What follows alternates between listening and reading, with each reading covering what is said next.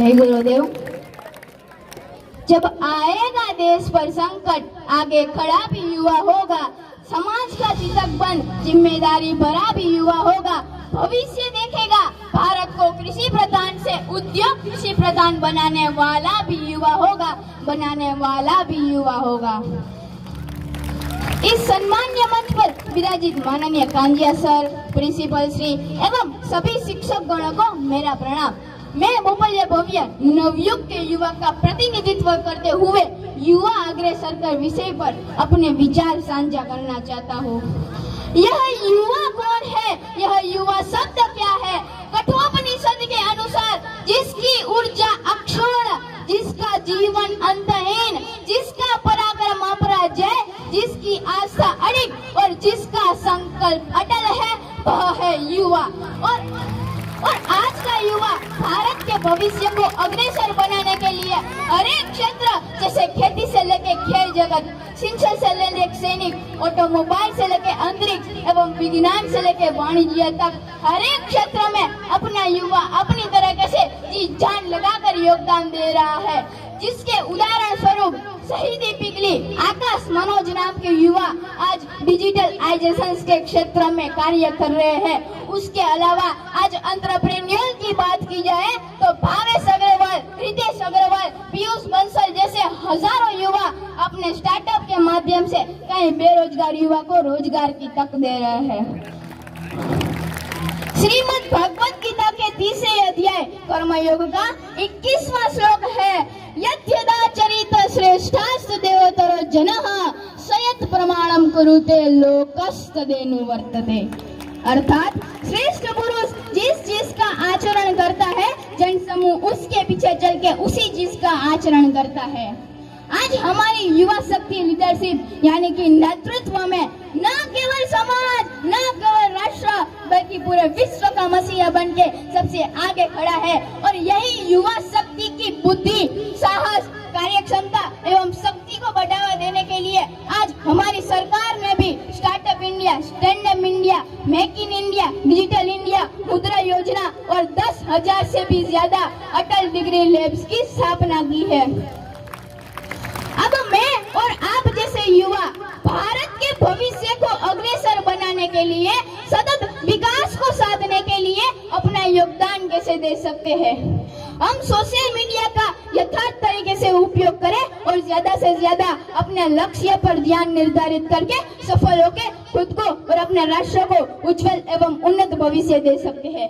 और आज हमारी युवा शक्ति की दिन रात जी जान की मेहनत के स्वरूप के अगर परिणाम की बात की जाए तो आज हमारे भारत का स्टार्टअप इकोसिस्टम 3रे स्थान पे है। इन युवाओं की मेहनत के कारण ही आज भारत को अर्थव्यवस्था में सबसे बड़ी 5वीं अर्थव्यवस्था के रूप में प्रस्तावित कर चुके हैं, इन युवाओं की मेहनत के कारण ही।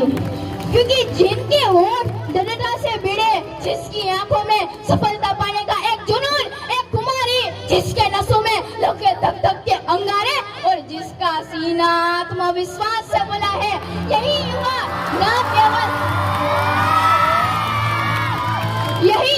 न केवल भारत के भविष्य को अग्रसर बनाएगा, न केवल भारत को विकसित बनाएगा, बल्कि पूरे विश्व ग्लोबल लीडर यानी कि विश्व गुरु के रूप में हम युवा ही प्रस्थापित करेंगे, हम युवा ही प्रस्थापित करेंगे।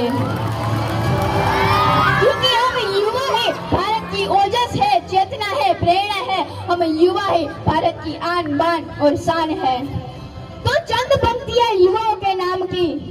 संकल्पों के साहस हो तुम, साहस भरी उड़ान हो तुम, संकल्पों के साहस हो तुम, साहस भरी उड़ान हो तुम ही हो मुकुट इस भारत के, तुम्हें हिंदुस्तान हो, तुम्हें हिंदुस्तान हो।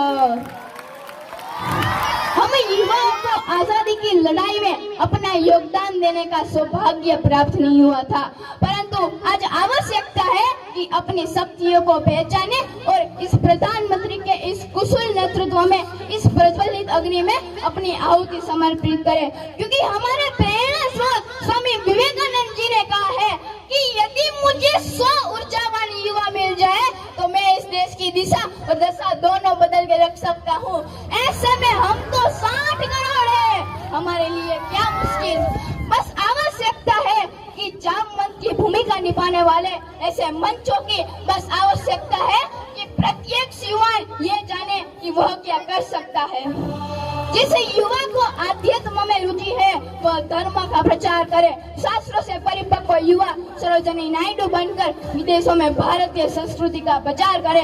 तकनीक जानने वाला युवा अब्दुल कलाम बने, IIT NIT से पढ़ने वाला युवा नासा के लिए नहीं बल्कि इसरो के लिए काम करे। हम कबड्डी, वॉलीबॉल, खो खो, क्रिकेट खेले तो भारत के लिए खेले।